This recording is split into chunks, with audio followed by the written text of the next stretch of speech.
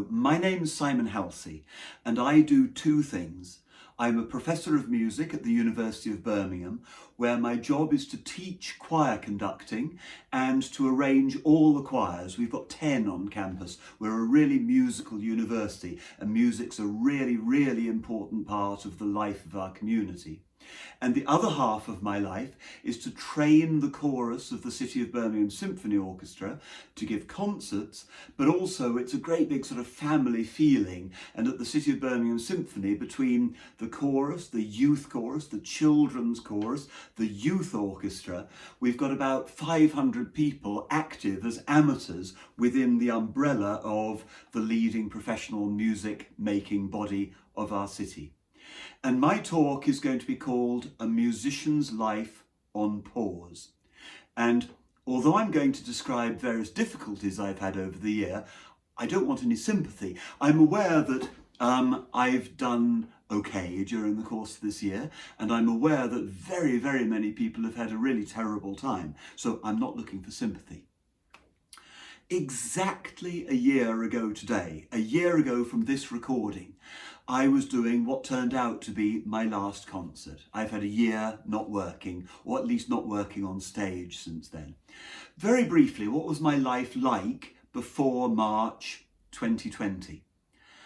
I teach several days of the week at the university, and almost every evening I'm out, either with a university choir or the CBSO chorus, and I'm training voices and making programs and very much involved in education outreach, because the City of Birmingham Symphony Orchestra, for example, realises that it has to make its own audiences of the future. And so we do a tremendous amount of work in schools and colleges. We're even founding our own academy school, which will open in a couple of years' time. And we run a youth orchestra, and we try to do everything we can to make Birmingham an interesting and vibrant city. Now, compared to being a doctor, for example, I don't save lives. But I do think that the arts are fantastically important within a city, just like sport is. So you wouldn't want to live in a city without any films, without theatre, without dance, without music. And music is a million things. Birmingham has 250 gospel choirs, as well as the more traditional choirs. It has pop choirs and jazz choirs, almost all of it's amateur, people who come together for fun, to make music together, to enjoy themselves, to breathe together, to understand each other. My daughter, for example, was in the CBSO youth chorus, and she sat next to someone who had nothing in common with her. They came from completely different backgrounds. Everything about their lives and their life expectations at the age of 13 were completely different. And these two girls had an enormous influence on each other. They opened each other's eyes to all sorts of different ways of life. So that my daughter is now a teacher deliberately involved in schools that are failing, trying to turn them round, and with a very strong idea of wanting to help. And the girl she sat next to was the first person in her family to go to university, went to Warwick University, and is prospering tremendously in her late 20s. So choir can be fantastically important. The first night of every year at the university, we bring anyone who wants to sing or play together. And shy people who've just arrived, don't have any friends yet, and are wondering whether they did the right thing, they meet dozens, hundreds actually, of people who share an interest with them. And they know by the end of their first evening, Birmingham University is going to be great, I'm going to meet lots of people. Our choirs are full of people of different ages, different backgrounds, reading different subjects.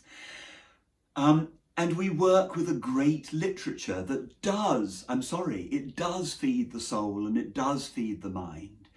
We live in a fantastic university which really understands that representative international sporting achievement or playing the cello really well makes a geographer or a doctor a deeper, more interesting, more rounded person. And so I do believe passionately that what I do is important in its own way. Now, as the Germans said a year ago, singen tötet, singing kills. And the reason for that was all this business that we could have been spreading the virus. So at the beginning of lockdown, my work stopped completely. My teaching went online and I learned very quickly how to give my students a new experience. Quite honestly, that hasn't been a problem. But the choirs all went online and I made lots of little films with my dog or singing songs at the piano so that people had some contact with me. My singers had contact with me and knew we hadn't forgotten them. And since then, every Wednesday evening or every Monday evening, we meet online and we sing together on mute and tell stories and so on. And all my groups are still together, waiting to be released whenever that is. The first thing we had to do in lockdown was to do a lot of scientific research about what playing a brass instrument or a woodwind instrument or singing actually did. Was it dangerous? And our government was a bit slow off the mark. So we initially took all the fantastic research coming in from particularly Germany. And we began where we were allowed to put professional players 2 or 3 meters apart, to put perspex walls up and so on. We did the research and we played online for people. The other thing we had to do, because again our government was a little bit slow off the mark, was to really lobby for financial help. Just think about this. Our orchestra in Birmingham would normally earn its money from touring, recording, its concerts going out on the BBC, and from selling tickets. And none of this could happen. So the income stream stopped overnight.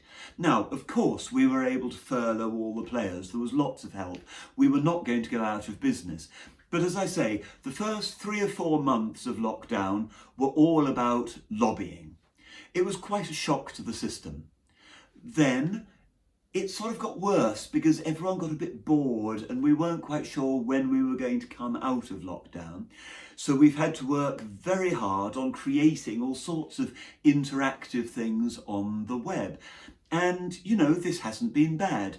I do suspect that after this is all over, when a new normality occurs, I don't suppose I'm going to get on the train and go to London for a meeting any longer. Surely we're going to continue to do that on Zoom. I was able, by collaboration with other university teachers all over the world, to share experience for no money. So 5 times this week I appeared at various American universities for an hour, and their teachers appeared at Birmingham, and we've learnt so much and shared so much, and this can clearly continue in the future.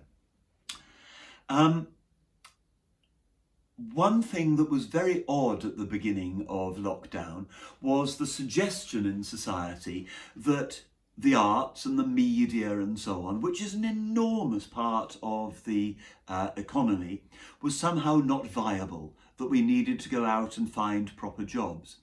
I would just like to say that in my own little way as a choral conductor, you know, I'm bottom of the pile, working for fun with amateurs a lot of the time. I do think I've probably created 20 jobs, 20 full-time jobs during the course of my life that are all still happening. I personally pay really quite a lot of tax. I earn quite a lot of money and my job is most distinctly viable. It's also a question of soft influence. A lot of us tour and work abroad, and we have a wonderful literature, both in music and plays, Shakespeare, William Byrd, Henry Purcell, and a fantastically strong and vital BBC and Channel 4 and film industry and so on today, with wonderful composers, and we're really out there in the world, and this soft influence does count. I think it's important to say that. But one of the things we're going to do as this all comes to an end is we are going to reset.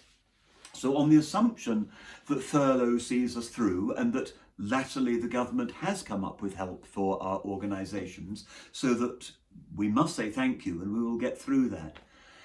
The world's going to be a different place. And why? Well, during the course of this time, for a start, Black Lives Matter happened in a very major way. And this has had an enormous impact on the arts. We just can't go on having orchestras and choirs that are largely white. We're going to have to do something about that. The non-white conductors and singers and players, they're all there.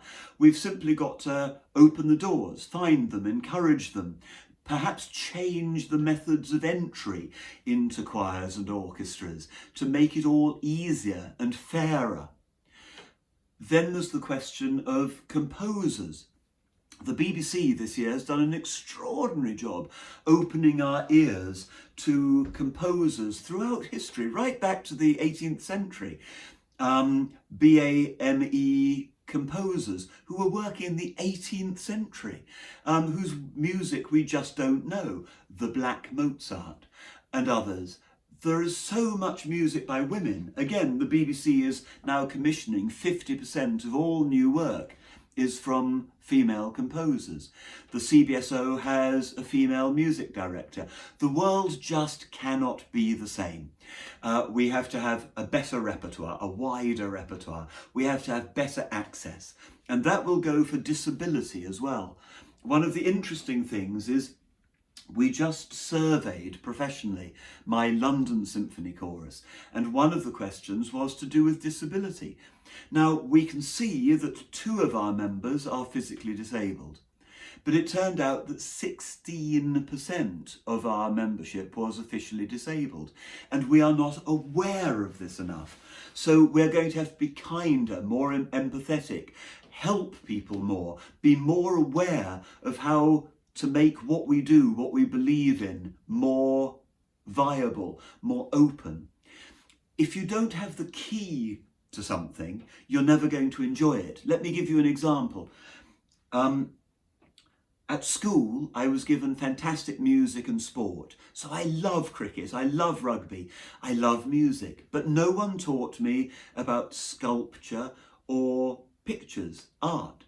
And so I do remember at 21 with friends from university going round great European art galleries and being bored because I didn't know what to look for. No one had given me the key of understanding to the visual arts. And thank goodness my best friend stood me in front of pictures and showed me what to look for and why that was interesting and what techniques had been used and opened that for me.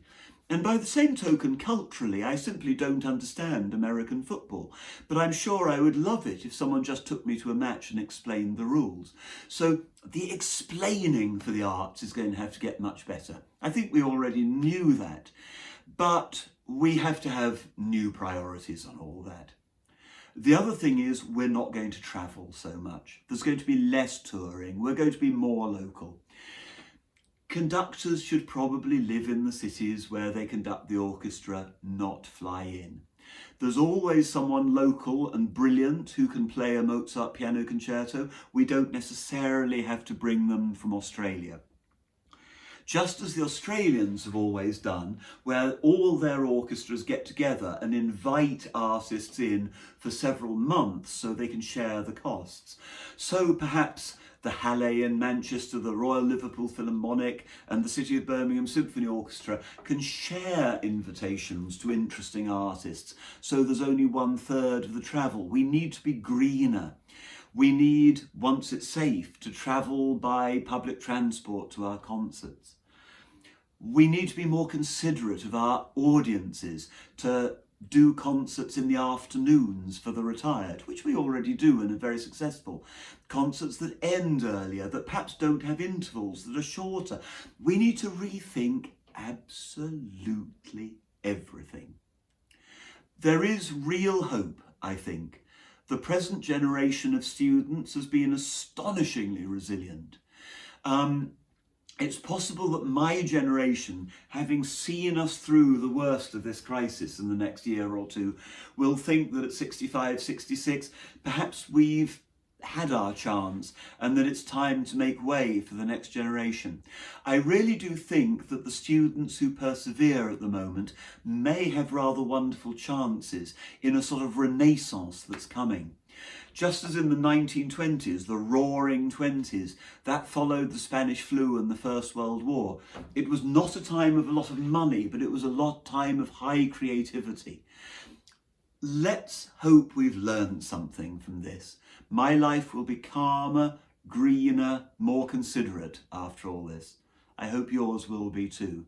And let's hope that these extraordinary students who are so disrupted at the best time in their lives will be rewarded with an extraordinary time early on in their lives.